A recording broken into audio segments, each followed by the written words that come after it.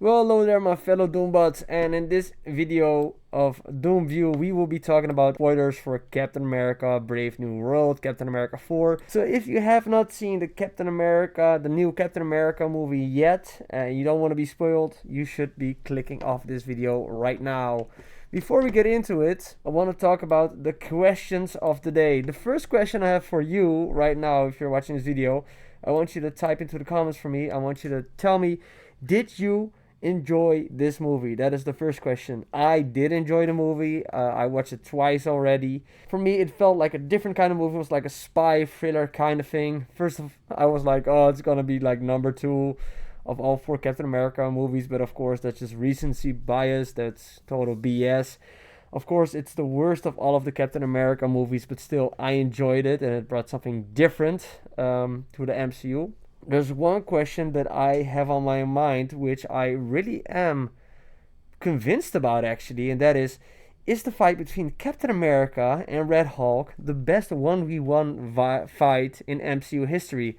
And I think it might be because I don't remember an action scene that had me so tensed up in my seat. I felt my heart dropping a couple times, so that's high praise. First of all, it's more a sequel to The Incredible Hulk than it is actually a sequel to the Captain America movies. Because, of course, this is a big part of the story is about Theodus Thunderbolt Ross and the character of Tim Blake Nelson, who was featured in The Incredible Hulk. Um, Also, to be able to understand a lot of the story, you have to know about Falcon and the Winter Soldier. A lot of that stuff comes back, and of course, Captain America: The Winter Soldier, where Falcon also made his debut, is a big part of the story in this movie. I think the best part and the thing that hit me the most on an emotional level of this movie was like the story of Isaiah Bradley. He used to be a Captain America, but then because of the corrupt government, they basically like threw him out to the curb, and he was imprisoned for a long time.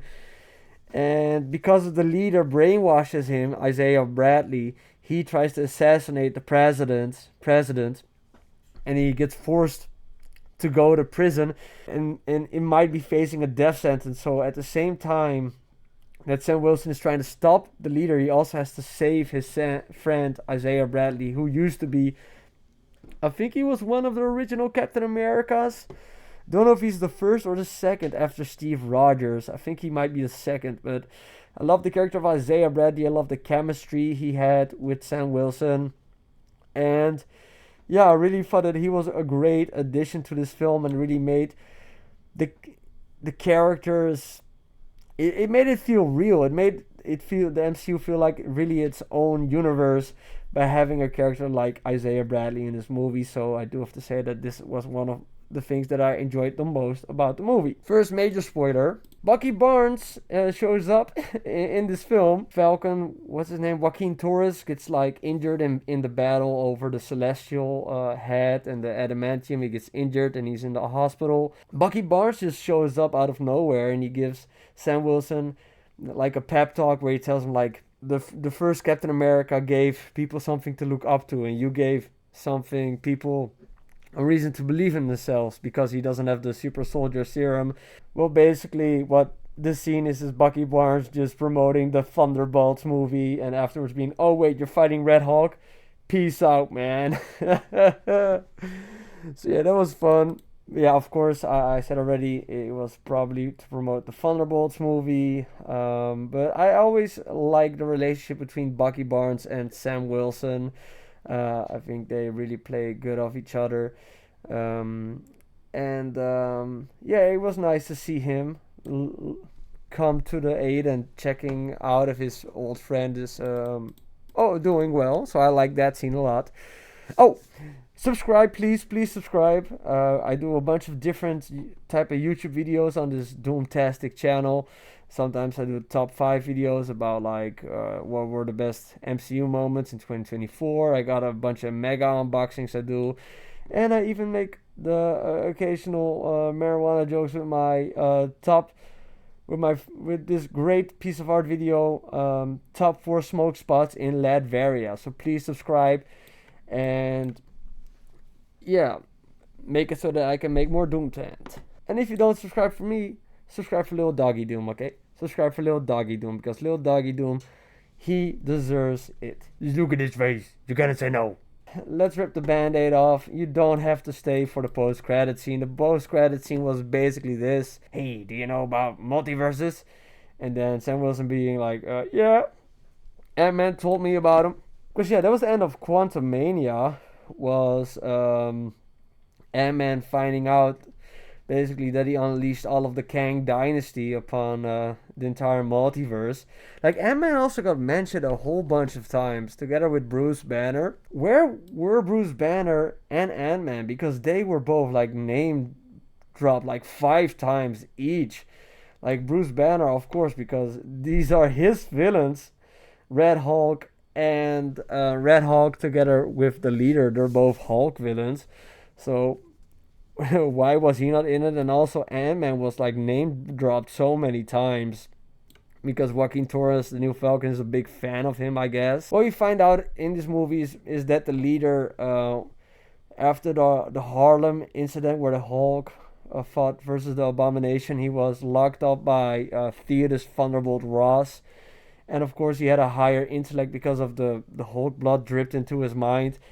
And Thunderbolt Ross basically like created the leader by supplying him with more gamma radiation so that he would become smarter and that he could basically use the leader as his personal think tank. So in the lore of the MCU, Theodis Thunderbolt Ross is actually responsible for creating the leader, Samuel Stearns, as we know him. Here's a little list of everything the leader did in this movie. Let's see. Let's go. First of all, he said almost caused a world war by making it look like America stole Japan's adamantium. He takes control over people via their phones. He does like flashing images, so he doesn't have like a mind controlling power. He does it with technology. He turned Thunderbolt Ross into the Red Hulk.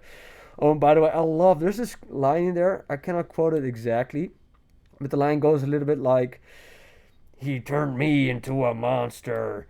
And now I'm gonna turn him also into a monster." Something like that, but I thought that was like a dope line. I probably misquoted the hell out of that. Yeah, he was turned into the leader by Thunderbolt Ross, so he made Thunderbolt the Red Hulk via his hard pills because he upped the gamma radiation. That's some high gamma radiation. I also thought it was really funny when he murked one of Sam Wilson's buddies. And the buddy's like, "Hey, who are you?" And he calls himself, "Don't you know I'm the leader?" Oh no, he says, "I'm the hero." It would have been more funny if he said the hero. I'm actually a little bit disappointed he didn't get the goatee or the big hair. He just has like a big brain, misshapen head. Red Hulk has to be the best part.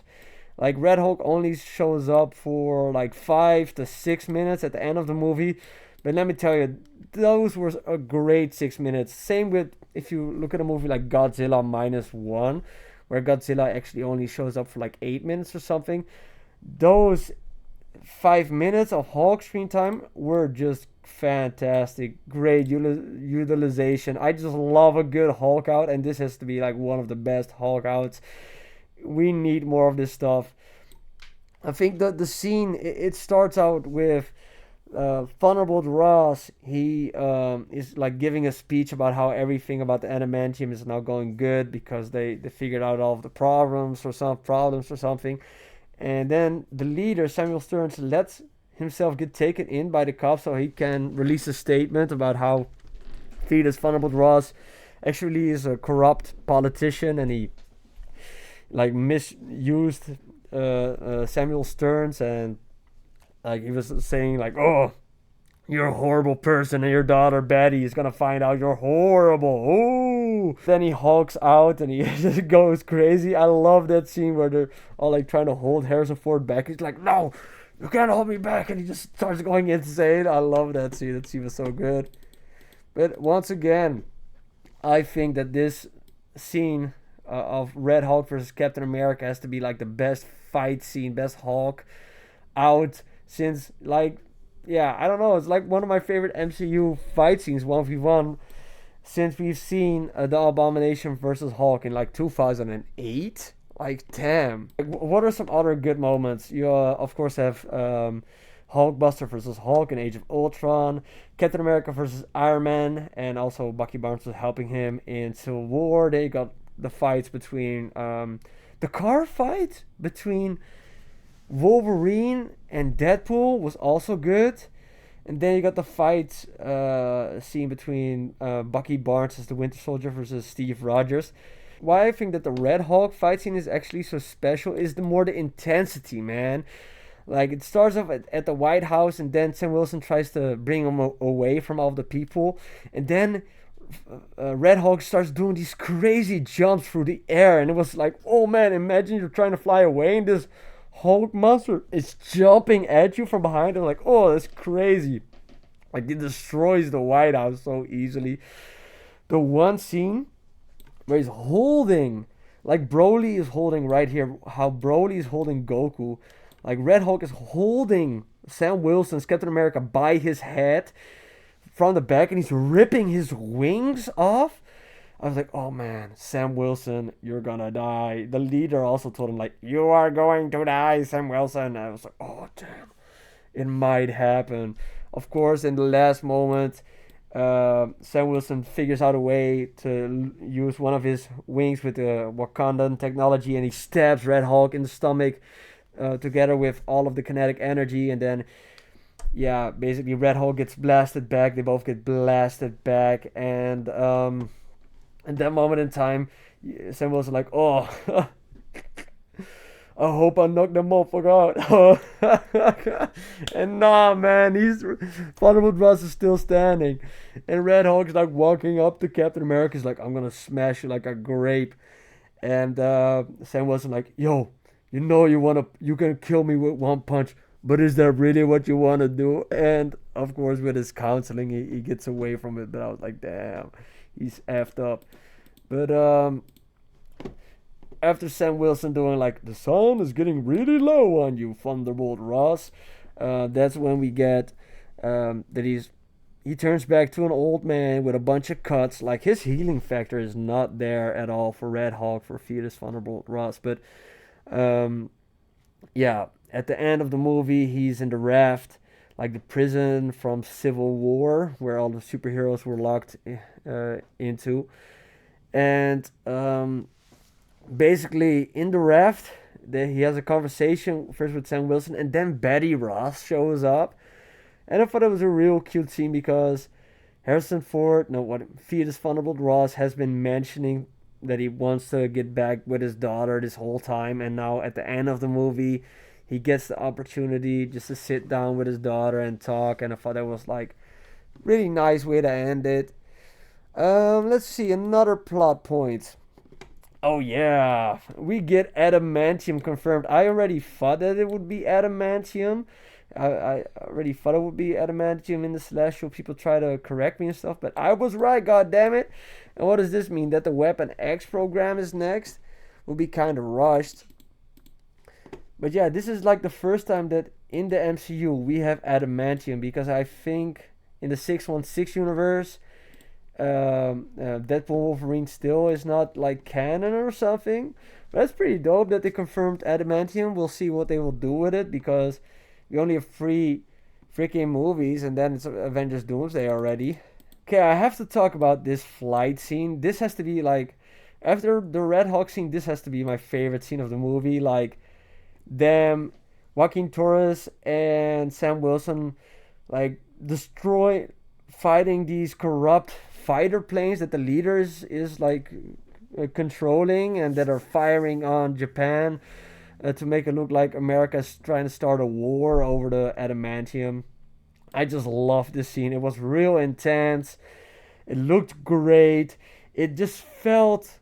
I was watching it in the cinema, and just looked to my body. I was like, man, this feels like an MCU movie. Shit's about to go down. The moment they jump off the ship, and they have this big battle scene around the celestial head, and with the freaking jets, and it was just a great air scene. I loved it. Of course, a bunch of CGI fest, but I thought it was a real entertaining thing to watch. Then I gotta talk to you guys about Sidewinder. Sidewinder didn't have a lot to do, but I did like his little 1v1 fight he had with Sam Wilson out of the Captain America costume. Doesn't really have anything to do with his comic book counterpart of Sidewinder, but he was still badass because it was Giancarlo Esposito, and of course he's like a dope actor. I love him from Breaking Bad. I don't have too much to say about him. Then you got Ruth Batsarup, who is an Israeli mutant Black Widow character, but in this movie she's just a former Black Widow who is the boss of the security of Thunderbolt Ross. We don't know too much about her. She's just a really tiny lady who in one scene like kicks some ass, but doesn't really get anything to do in the movie. Do like in the end she goes on like a date with Isaiah Bradley, I think it is. The one thing that I wish would have been added to this film, I would have loved to see like an interaction between Thunderbolt Ross and Samuel Stern. We didn't really get any interaction between those two characters, and I would have loved to see like a flashback where Thunderbolt Ross is like convincing the leader to do what he wants him to do. Like basically like that. I would have loved to see more backstory between these two characters. That would have flushed out both Samuel Stern's his character as Fetus Thunderbolt Ross's character. That I would have liked to see two scenes. One scene where Samuel Stearns was being turned into the leader because Fetus Thunderbolt Ross wanted him to become smarter, and then also another one maybe that they come face to face before it transforms into Red Hulk. That's just my personal preference. I would have liked to see that. Well, yeah. Once again, I'm gonna ask y'all, please subscribe. Make a bunch of cool videos. I hope you enjoyed this movie too. If you did not enjoy it, let me know in the comments down below why you did not enjoy it. I understand it's not a perfect film, but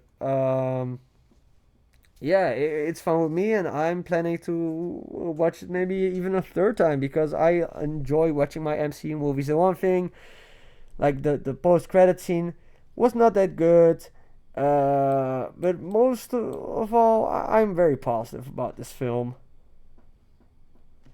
Doombot out, and have yourself a happy Doomsday.